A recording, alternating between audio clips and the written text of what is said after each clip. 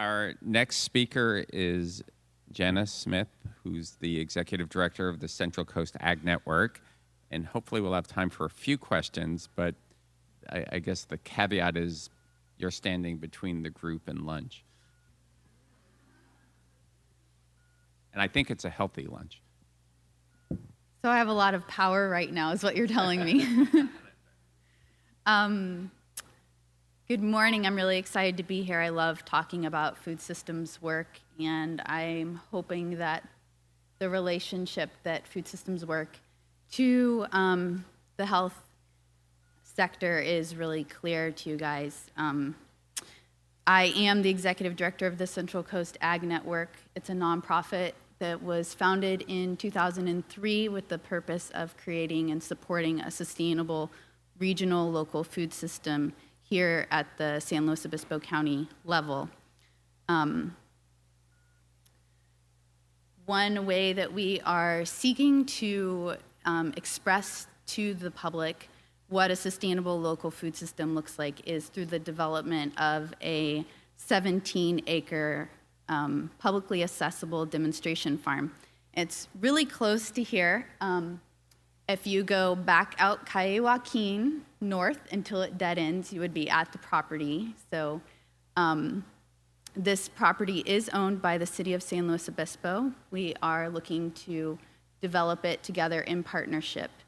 There's a couple of phases to the study the project, and right now we are in phase 1A, and our goal is to develop educational programming for the general public, K through 12, and farmers. So K through 12 educational programming will be focused on what food looks like when it's growing on the plant, or what part of the plant that kids are used to eating. And I'm really excited about this because now that Hunter's gone, I can say this. Carrots grow in the dirt, and kids are really shocked by that sometimes. So I think it's really fun to tell them about that. And I also like teaching adults that, botanically speaking, onion layers are modified petals. So there's a lot to learn about food, and there's a lot to learn about plants. And when we start to recognize food in this way as plants that are grown by farmers who exist in our community and are dependent upon natural resources, we start to see food as part of a system, and we start to recognize the importance of recognizing our food shed boundaries. Another purpose of the Slow City Farm will be to help build farmer capacity. Agriculture in our county is our leading industry and has been part of our cultural history for more than the last 100 years. However, the average age of farmers in this county is 59 years old. So we're seeing our largest industry approaching retirement at the same time that new farmers, who are typically first-generation farmers, are facing prohibitive land costs. For example, in 2003, the value of row crop ag land was $10,000 to $25,000 an acre, and in 5 years, that range had increased to $25,000 to $43,000 per acre. So one way that we're seeking to support new farmers is through leasing land on this site, flexible acreage, for 3 years, which is the amount of time that farmers need to develop their business records to qualify for agricultural loans. Another way that we're working to make our local food system visible is through the Food Systems Coalition. We're doing a food systems assessment, which is a study that looks from seed to table at the production, processing, and distribution of food within our county. And we're looking to see what the strengths and weaknesses of this food system is so that we can work towards a shared vision. So this study has been developed through consensus with the Food Systems Coalition, and we've identified goals of what we would like our food system to look like locally. So I just want to share with you our vision for that is that our food system would be profitable, equitable, resilient, and health promoting. And some of the goals within that is that local food production in SLO County will be profitable and that there will be significant infrastructure and buyers to support the localization of production and distribution. That our food system will work for everyone, that there will be equality in food access for workers within the food systems industries, and that new food producers will be supported when starting new business. That our food system locally will be resilient, that we will work together in the preservation of agricultural land, local fishing grounds, protection of soil and water, in support of a healthy ecosystem, and that our SLO County food system will be health promoting. So specifically, because I thought you guys might want to know, our 3 goals there are that the SLO County's food system will promote community health, and we intend to capture a picture of this and look at it in the future by looking at indicators such as the prevalence of type 2 diabetes or the percent of 5th to 9th graders that are not in their healthy fitness zone. Our second goal in health promotion of our local food system is that we would like to see schools in the SLO County serving more local foods, and we intend to look at that through the prevalence of local produce, salad bars, and school gardens. And third, we're seeking that our SLO food system will help support county residents in making healthy food choices.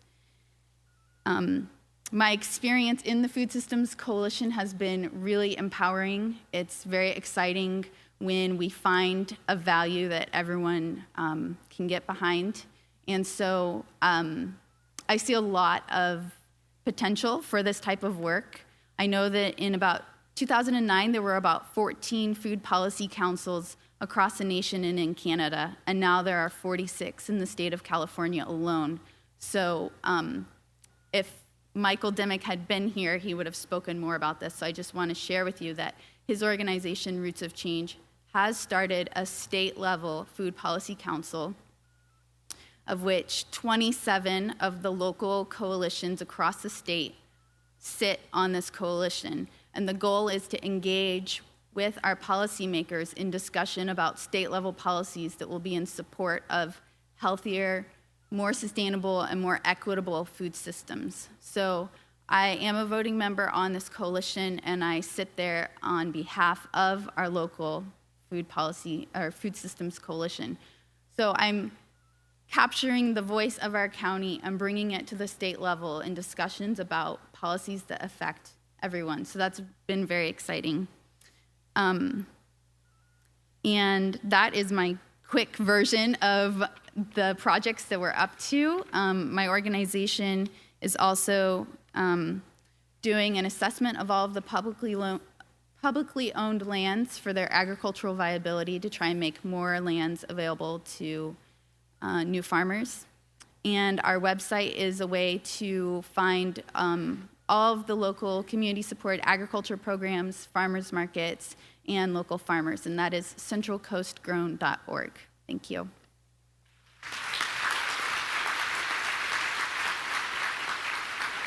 Thank you, Jenna. So we have time for a couple of questions. Here's a great question. How does one get more involved in the SLO Food Systems Coalition?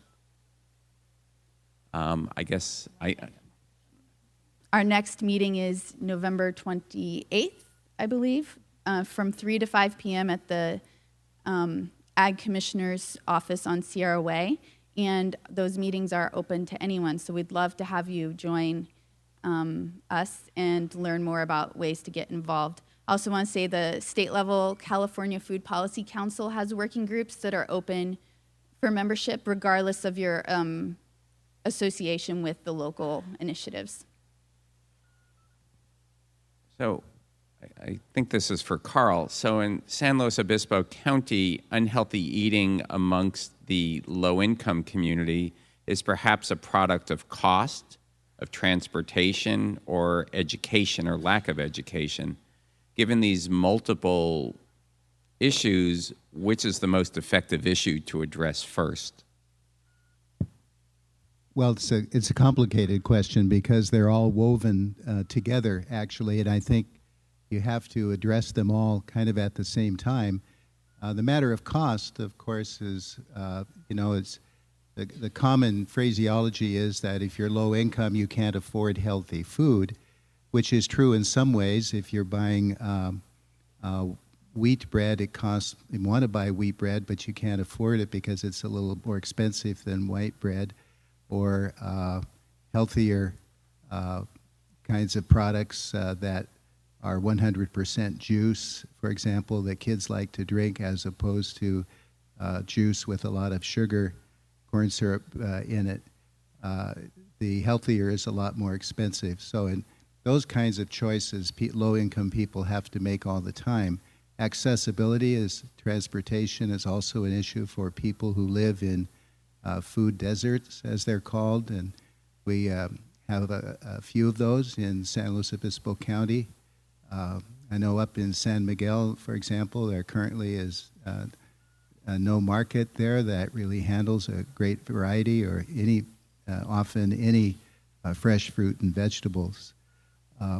The other side of it is that cheap, low-income people often eat whole meals for very low cost, but they tend to be unhealthy meals. You know, you can buy a lot of fat and a lot of other products that are put together for meals that are attractive to children but not healthy for them. So there's the temptation to use money in the wrong way as well. Thanks, Carl. So one last question so we can try and keep on schedule. And this has to do with the Slow City Farm and whether it will be pesticide-free, and also with a GMO question is, what about genetically modified produce? The Slow City Farm has been cover cropped organically for the last 3 years. So it has had hay crop on it that's been harvested and then tilled in as a green manure. And the farm will continue to be farmed in a way such that it does not affect our ability to seek organic certification should we choose to go down that path in the future. So to that end, there will not be genetically modified foods grown on that city, and my organization has also endorsed Proposition 37, which is in support of the labeling of genetically modified foods. Great. Thank you to the two panelists who are here, and also thank you to Hunter for stepping in. Thank you.